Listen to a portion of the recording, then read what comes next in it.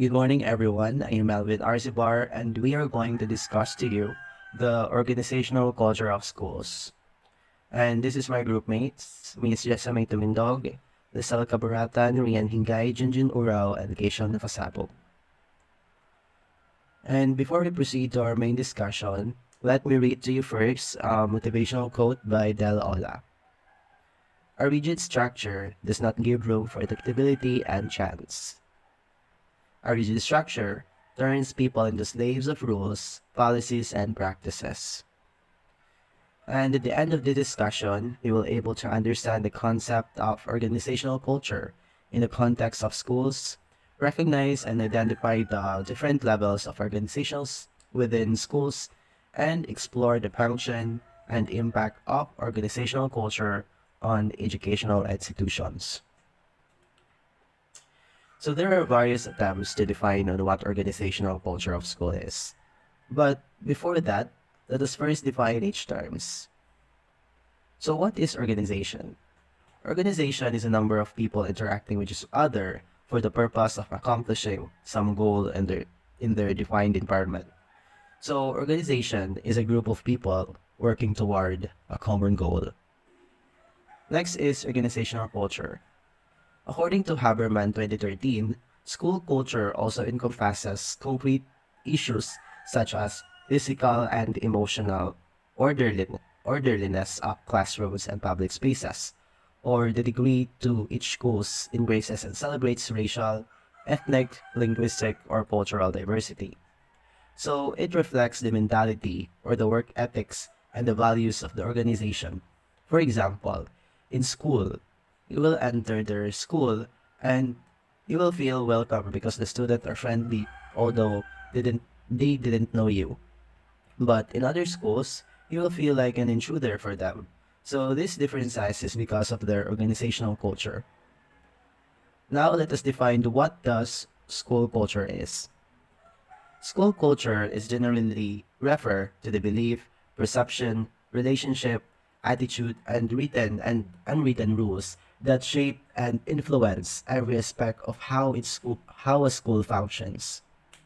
School culture also encompasses more concrete issues such as the physical and emotional safety of students, the orderliness of classroom and public spaces, or the degree to which school embraces and celebrates racial, ethnic, linguistic, and cultural diversity.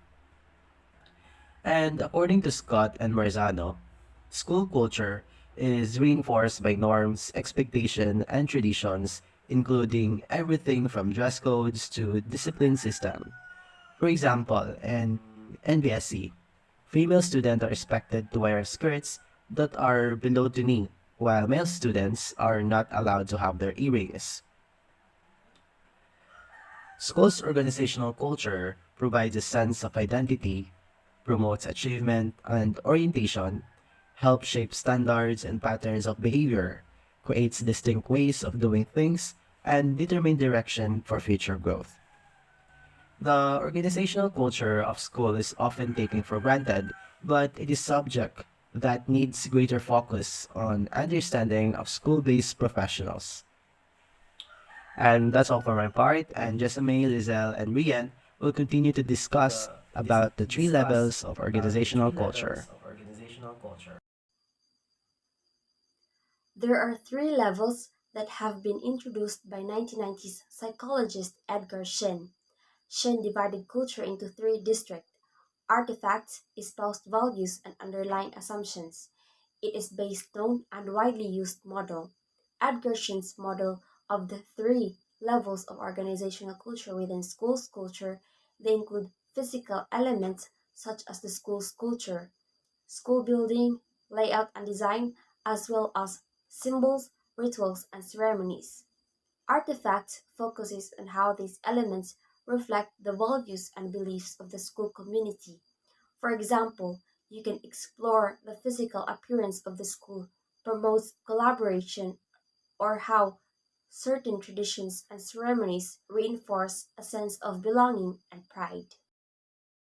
So the next level of organizational culture is the espoused values. So before we dive into getting to know these level, let us first define the word spouse. So, what does the word spouse mean? So, spouse means to support or adapt to something. It could be an idea, a principle, belief, or way of life. So, in regards to this level, spouse values are the declared set of the school's values and norms, in which that values or norms is, of course, supported by the educational institution and thus affects how members or individuals interact and represent the school. So typically, it is the way things should be done, which is testable in the school's physical environment. Apart from that, spouse values are frequently noticeable in mission statement. So that is all for the second level of organizational culture. So, hello again, my name is Reningay, and for the continuation, I'll be reporting the last level of organizational culture, which is the assumption. So, first, underlying assumption is an unconscious taken for granted beliefs, habits of perception, thought, and feeling, which is ultimate source of values and action. It is also the source of values in a culture and what causes actions within the organization. Like organizational assumptions are usually known but are not discussed nor are they written or easily found. So the other assumptions is the shared basic assumptions. So these are the bedrock of organizational culture, which is they are beliefs that people take for granted, rarely questions, and therefore tend to go unnoticed. So understanding these shared assumptions will help explain seemingly confusing artifacts and values. So these are assumptions about the truth and how it is determined. Number two is the importance of time. Three, how space is owned and allocated and what it means to people. Fourth is human nature, whether it is fundamentally good or bad, and whether it can be perfected. Fifth is the organization's relationship with its environment and how the organization's staff should be related to it. Six is social power and how people should relate to one another. This dictates a lot of organizational behavior like how power and responsibilities are allocated, the balance of cooperation versus competition, individualism or group collaboration, the styles of leadership, ways of resolving conflicts, and approaches to decision making. So, examples of underlying assumptions are the shared basic assumptions in our personal lives. So, she walked out during my speech because she was bored. If I call these prospects, they'll feel like I'm harassing them. Or he checked his phone during our conversation, which means he wasn't listening at all. So I'm not suggesting that the underlying assumptions behind those statements are incorrect or unfounded, but I'm suggesting that they're worth examining. Like maybe she walked out during my speech because there was a family emergency. Maybe the prospects I've been hesitant to call would be happy to hear from me because I have solution they're interested in. Or maybe he checked his phone while we were speaking because his son is sick at school and he's expecting a call from the teacher to tell him to come and pick up his son. So, at this juncture, we are going to tackle the functions of culture. Culture has been fulfilling numbers of functions, which may be derived into two. One is for individuals, and another is for groups. For individual, culture distinguishes man from animals. What makes human different to animal species is the ability of complex reasoning, our use of language, our ability to solve difficult problems, and introspection, which also means that in an organization, these abilities that the individuals have will drive us to have good communication and have the ability to address and solve existing concerns and problems in the organization we are at, which also lead us to fostering the state of the organization and build a strong bond and relationship among the members. Culture provides solution for complicated situations. Culture provides a man a set of behavior for difficult situations. In the absence of culture, man would have been baffled even at the simplest situations. Culture not only defines but also determines what we eat and drink, when to sleep, when to laugh, when to study, how to manage time, etc.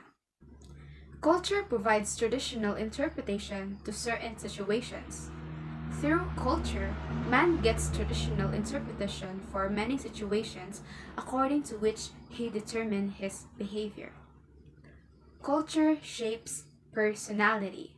No child can develop human qualities in the absence of cultural environment. Culture prepares man for group life. It is culture that provides opportunities for development of personality and sets limits on its growth. Function of culture to individual. Culture distinguishes man from animals.